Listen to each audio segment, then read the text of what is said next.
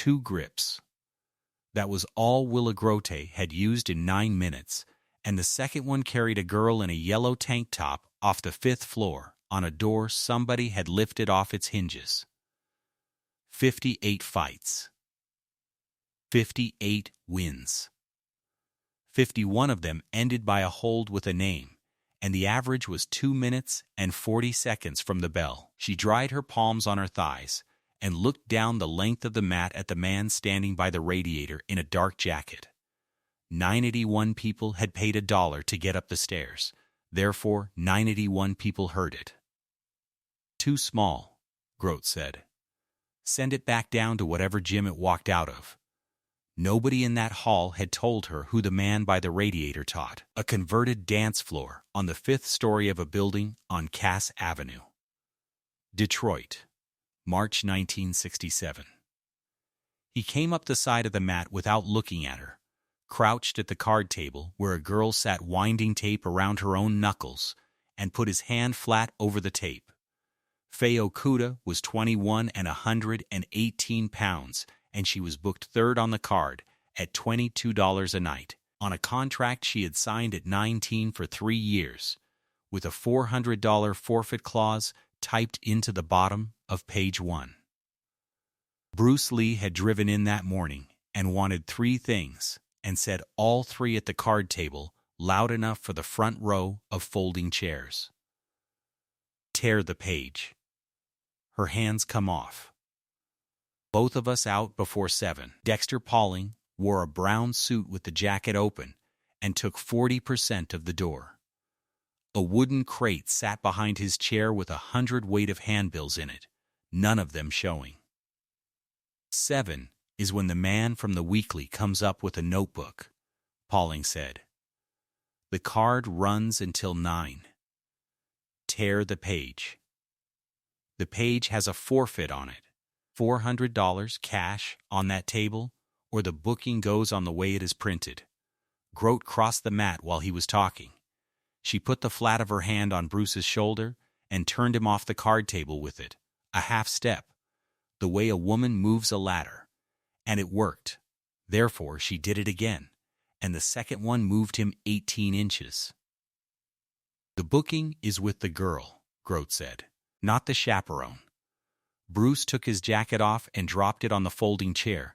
Therefore, Pauling stood up out of his own chair fast enough to knock it over, because 91 paid dollars had just turned into something he could sell twice. A booking gets answered on the mat, Pauling said. House rule. Anybody can answer it.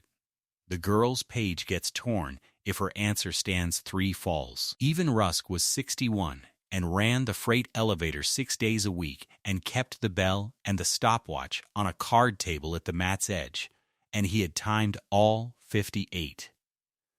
He looked at Pauling and got 2 fingers in return. Holds and hands, Rusk said. No kicks, no knees, nothing to the face. A fall is a shoulder down or a hand tapped. Grote closed at 6:14 by the electric clock over the bar hatch. She did not lunge. She stepped in flat-footed with her hands low and open, took his right wrist in her left hand and the point of his right elbow in her right hand, and everything after that happened inside 2.5 seconds. She stepped across, pulled the wrist down, drove the elbow up, and put the arm behind his own back in a figure the Michigan Carnival men used to call the double wrist lock. Bruce rolled with it. He turned into the pressure instead of away, which is correct, which bought him 1 full second, which was not enough, because Grote had 179 pounds sitting on the lock, and she simply followed him around the circle and cranked it a further 4 inches. Something in the front of his right shoulder came out of the socket and went back into it in the same movement. He tapped the mat twice with his left hand. Fall, Rusk said. 22 seconds. The hall came up out of the folding chairs in one motion. Grote let the arm go, walked 4 paces, and turned around with her hands on her hips while the small man got to his feet using only the left side of his body. 2 falls left. Pauling called out. Anybody can still answer. The arm is out, Faye said, off the card table. Say it is out and this stops. Tape her hands, Bruce said. Faye did not move. Tape them, he said. Nobody fights. Grote heard that and stopped short of the mat's edge because it made no arithmetic she recognized. In 11 years and 58 bouts, she had never had a man stand up out of a double wrist lock and give an order to somebody else. She had also felt something in those 2.5 seconds that had no shelf in her head. The arm had gone where she sent it, all the way, no fight in it anywhere, like a rope thrown into a well. 58 arms had fought her. This one had traveled. She was not going to say that out loud in a hall she ate from. Again, Bruce said. The arm will not hold a grip, Rusk said, quietly 4 feet away. Then it will not be gripped. Grote closed again at 6:19, and this time she went for the same arm, because the same arm was the whole of the evening now. Therefore, she committed her weight forward to reach it. Bruce gave her nothing to reach. He turned off the line, let the dead arm hang, and met her hands with his left hand only, palm out, fingers loose, riding the inside of her forearms instead of blocking them, taking her hands off their line by 2 and 3 inches at a time. 11 grips attempted in 51 seconds. Rusk marked them in chalk on a slate propped against the card table. A stroke for each, 11 strokes, and not one of them a hold. At 52 seconds, Grote reached with both hands at once, and Bruce closed the distance instead of opening it. His left hand came up between her forearms from underneath, turned outward at the wrist, and pinned both of her wrists against each other with one hand. Crossed, the near arm trapping the far one, and his shoulder came into her chest, and her own crossed arms became the thing that held her still. 8 seconds. 179 pounds of undefeated catch wrestler, standing in the middle of her own mat, with one hand on her, and no way to use either of hers. Nobody in the hall made a sound for 6 of those 8 seconds. Then somebody in the third row laughed, high and short, and it was the worst noise that had been made in that building all year. Bruce let go and stepped back with the dead arm still hanging. Grote's hands came apart. She looked at them, then at him, and she did not go forward, and the not going forward lasted a second and a half in front of 91 people. No fall, Rusk said. No shoulder down, no tap. Then nothing counts, Pauling said, already moving. He came onto the mat with his jacket flapping. That was a hold on nobody. This is a shooter's hall. Rules change. The rules were set, Bruce said. The rules are the houses. Pauling turned to the folding chairs to say the rest, because the rest was for them. Hooks legal. Joints legal. No bell and no falls. It ends when a hand taps or a man cannot stand. And the girls' booking goes on tonight regardless unless somebody finishes what he started. Therefore, the thing Bruce had done to stop the evening became the reason the evening got worse. Therefore, the $400 page was back on the table with nothing to buy it out. Therefore, Rusk put his thumb off the stopwatch and did not put it back on. Grote heard joints legal and did not answer it. She had asked for exactly that rule in 3 cities in 1965 and been refused every time. Therefore, hearing it granted for a 141-pound man in a dance hall told her something about the man that Pauling had known, and she had not. She reached down for the roll of tape on the card table and wrapped her own left wrist. 4 turns, and while she was doing it, she said the first quiet thing she had said all night. Who trains the Okuda girl? Ask the chalk, Rusk said. Grote looked at the slate. Under the 11 strokes, in Faye's rounder hand, in the corner where a name goes when somebody has to write it for the door money, was a name Grote had read twice that winter in a magazine and once on a poster for a demonstration in Long Beach. She put the tape down. "That is a movie name," she said. "That is the man in the jacket," Rusk said. Grote closed at 6:31, and now she was working. She stopped reaching and started walking him. Chest first, hands wide, no grip offered, cutting the mat down the way a good catch wrestler cuts it, and she put him off the mat and onto the bare boards twice in 90 seconds. On the second one, his back met the crate of handbills behind Pauling's chair. Therefore the crate slid. Therefore the lid came half off it. She got the dead arm again at 3 minutes 11. Not the lock this time. A straight arm lever across her own shoulder, both hands on the wrist, her hips dropping, the elbow taking the whole 179 pounds from underneath. Bruce went with it, and kept going with it, all the way over onto his own shoulder blades to save the joint. Therefore his back was on the mat, and by any set of rules written anywhere he was finished. But the new rules had no falls in them. Therefore nothing was called. Therefore she held the arm and leaned on it while the hall counted out loud. 14 seconds of that. He did not tap. What came out of him was a sound like a man lifting something in another room. Then his left hand found her ankle, not to pull it, to post on it, to stand on it, and he came up her body off that one point of contact and got his feet back under him at 19 seconds with the arm still trapped, and he walked out of the lever by walking, 1 step, then 2, into the direction her elbows could not follow. Grote let go, rather than be turned. 22 grips attempted by 6:38. 9 had closed. 9 holds, on a man who had been in every one of them and had come out of every one of them, and Grote's own average sat at 2 minutes 40, and the electric clock said she was 24 minutes into her evening. She stood in the middle of her mat, with her hands on her knees, breathing through her mouth, and the 91 people in the folding chairs were not making the noise they made at 2 minutes 40. "Finish it," Pauling said from the mat's edge. "The weekly comes up at 7. Grote straightened.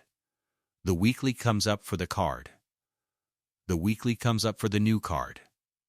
She turned her head. Pauling's mouth stayed open a half-second past the end of the sentence.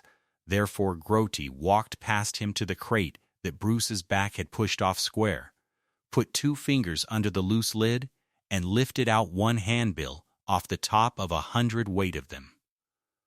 A date 3 weeks out. A hall in Toledo. 8 bouts. The top line of it, in the black block letters that had carried Willa Grote's name in 9 states for 4 years, read a different name, and the name was Faye Okuda's, and at the bottom of the sheet was a printer's stamp dated 9 days earlier. Nobody had told Grote that her 58th win was the last one anybody had ordered. She held the handbill up so the folding chairs could see the top line. Therefore Pauling went for it. Therefore she let him take it, which was worse for him than keeping it would have been. $600 a month, Pauling said. Fast, low, both hands out. The record was going to be retired clean.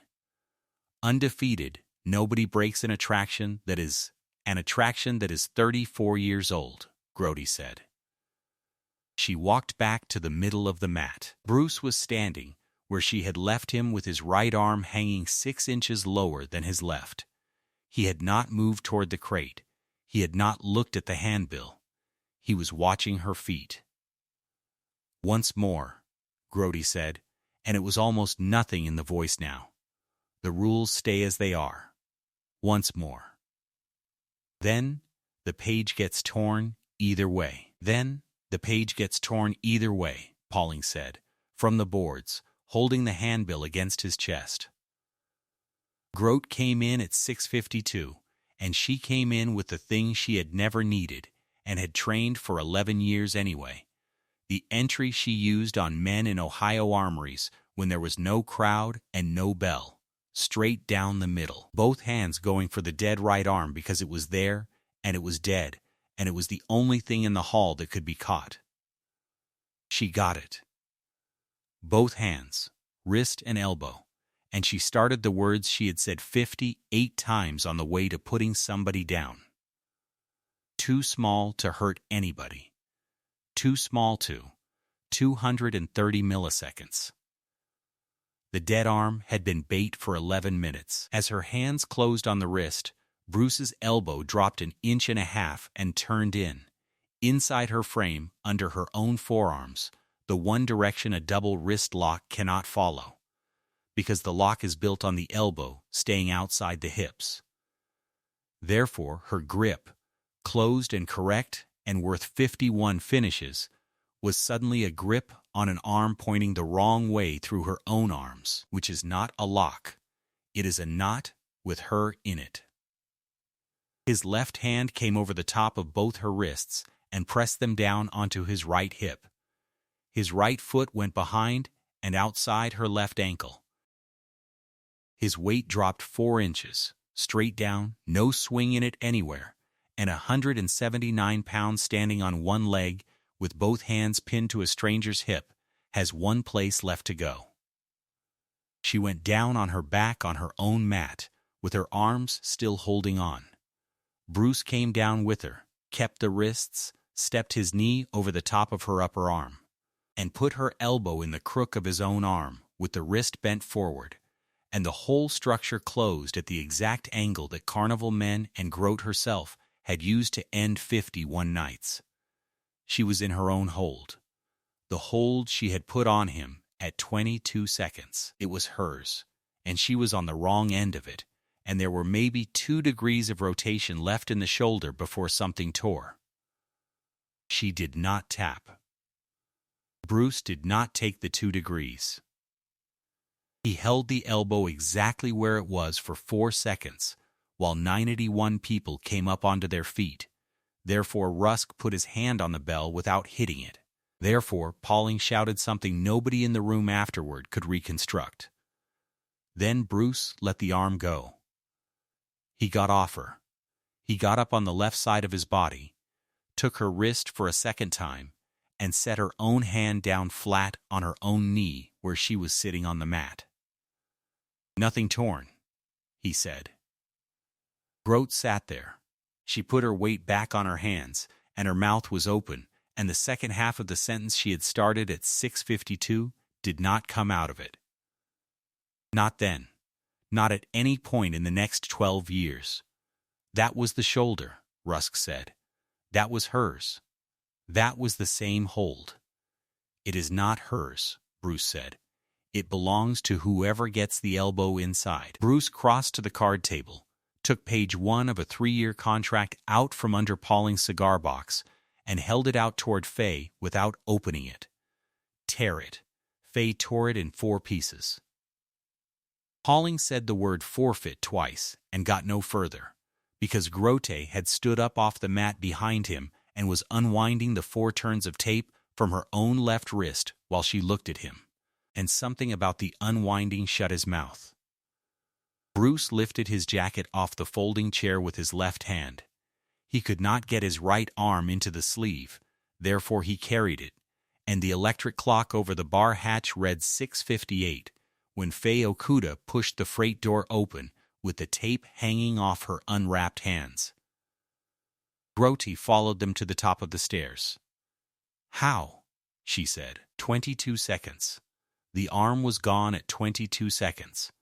Bruce stopped on the first step. He said the longest thing he had said in that building, and he said it with his back mostly turned, which is why it carried. 51 finishes, and every one of them needed an elbow outside the hips. The lock is not built on strength. It is built on a place, and any place a hand can find. Another hand can find first. Then he leaned in with his mouth an inch from her ear and said 4 words, and Willa Grote's chin came down and stayed down. Ivan Rusk was standing 3 feet away with a stopwatch that had been stopped for 26 minutes, and he got no part of it. He was asked at gyms in Warren and Hamtramck for the next 30 years, and he gave the same answer every time, which was that a freight door is loud and 3 feet was too far. The shoulder took 5 weeks in a strap. The head of it had come out and gone back at 22 seconds, and the front of the joint had torn where it holds. Therefore, Bruce Lee taught with one arm through the middle of April and demonstrated nothing above his own chest. And a screen test set for the 11th day after Detroit went by with a telephone call 4 sentences long. Nobody on the 5th floor of that building ever heard about the call, because the man who could not lift the arm did not mention the arm. Faye Okuda never took another booking. She unwound the last of the tape on the stairs, dropped it in a bin on Cass Avenue, and taught in Oakland for 31 years, and she opened every new class the same way, which was to make somebody hold her wrist so she could show them where an elbow lives. Ivan Russ quit the circuit on the Monday. He ran the freight elevator in that same building until 1974, and told the 26 minutes to anybody who wrote it slowly enough. And the part he told slowest was never the reversal. It was the hand being set back down on the knee. Dexter Pauling ran the Toledo card 3 weeks later with a top line he had to reprint twice. He was out of the business by 1969, with the crate still in a garage in Melvindale.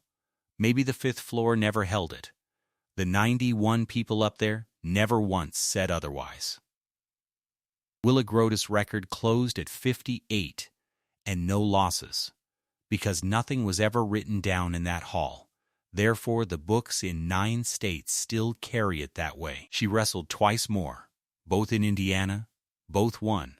Then she stopped in the summer of 1967 and opened a mat room over a paint store in Warren with 11 students, and she taught the double wrist lock on the first night to everybody who walked in.